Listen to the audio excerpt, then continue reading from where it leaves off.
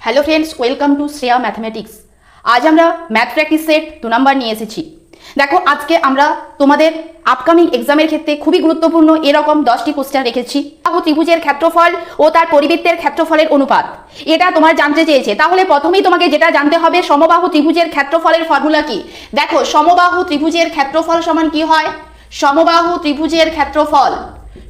ত্রিভুজের ক্ষেত্রফল সমান তোমার কি হবে? √3/4 ইন্টু বাহু স্কোয়ার। দেখো, বাহুটাকে আমরা যদি এ ধরে নিই, তাহলে সমবাহু ত্রিভুজের ক্ষেত্রফল ইজিক্যাল টু √3/4 ইন্টু বাহু স্কোয়ার, অর্থাৎ এ স্কোয়ার বর্গ একক। এরপর কি বলেছে? পরিবৃত্তের ক্ষেত্রফল।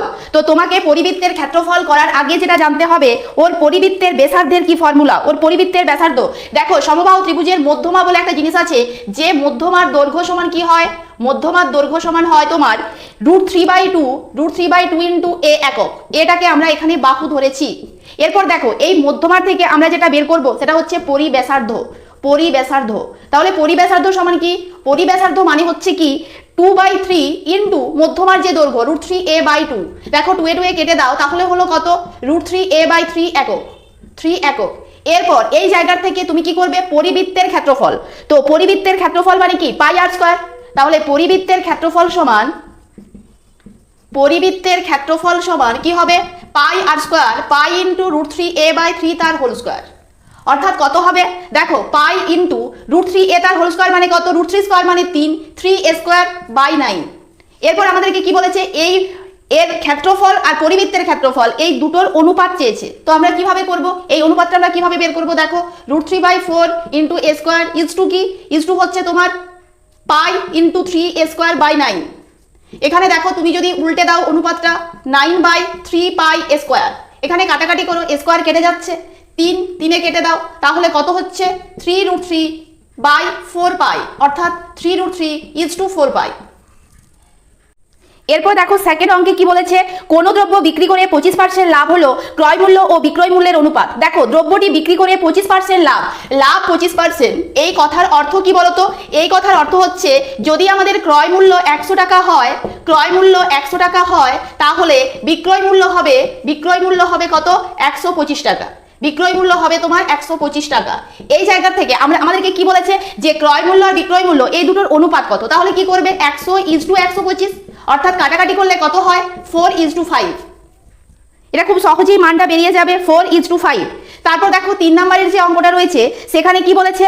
বার্ষিক 8% সরল সুদে 10,000 টাকা 10 বছরের সুদ কত? সিম্পল ইন্টারেস্ট থেকে অঙ্ক। অর্থাৎ এখানে আই অর্থাৎ ইন্টারেস্ট সমান আমরা কি জানি? PTR/100। এই ফর্মুলা অনুযায়ী আমরা অঙ্কটা করব। এখানে পি মানে কত? আসল, অর্থাৎ 10,000। এবার দেখো, টি মানে কত? যেটা সময় বলেছে 10, আর আর অর্থাৎ সরল সুদের হারটা কত? 8%/100। এরপর তুমি কাটাকাটি করো, তাহলে কত আসছে? দেখো, 8 দিয়ে গুণ করলে আসছে 8,000, অর্থাৎ ইন্টারেস্ট হচ্ছে আমাদের 8,000 টাকা। এরপর ফ্রেন্ডস দেখো, 4 নম্বরের অঙ্কটাতে কি বলেছে? x/42 ইজিক্যাল টু বলেছে 10/20 হলে x এর মান কত? এটা খুব সহজেই তোমরা বের করতে পারবে। x is equal to 42 into 10/20। দেখো, এটা কাটাকাটি করলে কত হয়? এটা হচ্ছে 21, অর্থাৎ x এর মান হচ্ছে 21। এরপর ফ্রেন্ডস দেখো, 5 নম্বরের অঙ্কটাতে কি বলেছে? বার্ষিক সরল সুদের হার কত হলে 5 বছরের সুদ আসলের 1/4 অংশ হবে? সেম সিম্পল ইন্টারেস্ট থেকে অঙ্ক। তোমাকে আগে ধরতে হবে আসল। যদি তুমি আসলকে ধরে নাও পি, তাহলে সুদ কি বলেছে? আসলের 1/4, অর্থাৎ p ইন্টু 1/4, অর্থাৎ p/4।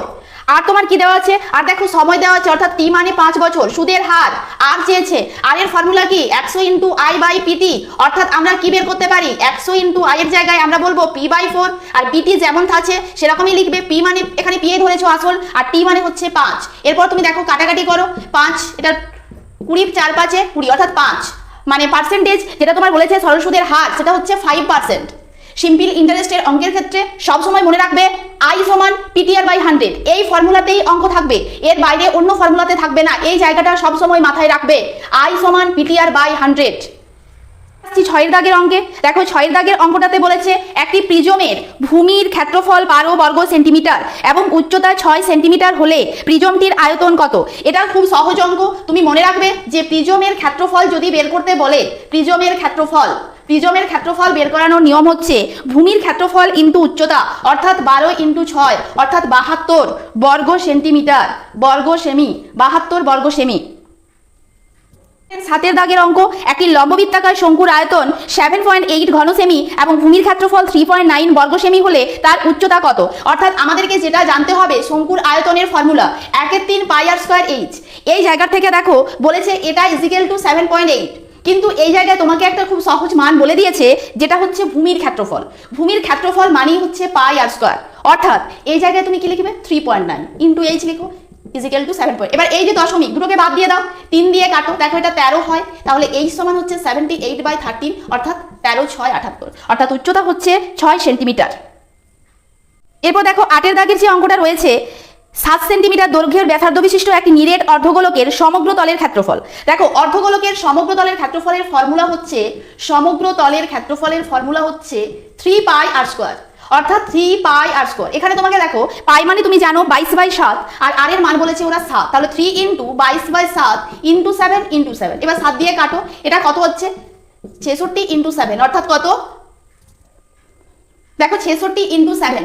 এরপর এই মানটা আমাদের কত আসছে ক্যালকুলেশন করলেই তুমি কিন্তু পেয়ে যাবে। এটা আসছে আমাদের 462 বর্গ সেমি, 462 বর্গ সেমি।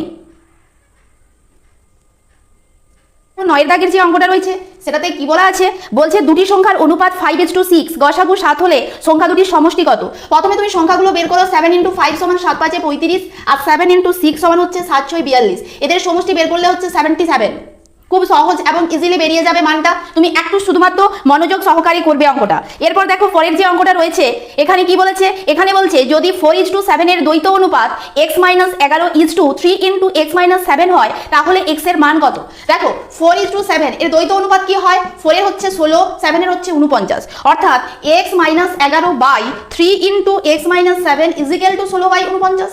এরপর তোমার কি ক্যালকুলেশন করতে হবে, দেখো 49x মাইনাস এটা কত হচ্ছে 11 9 99 আর 11 4 44 আর 9 যোগ করো কত হয়, দেখো এটা হচ্ছে তোমার 53 মানে 539 সমান হচ্ছে কত, এটা হচ্ছে 16 3 48x মাইনাস হচ্ছে 16 আর 21 গুণ করো কত হয়, দেখো 16 আর 21 গুণ করলে যেটা আসছে সেটাই হবে এখানে।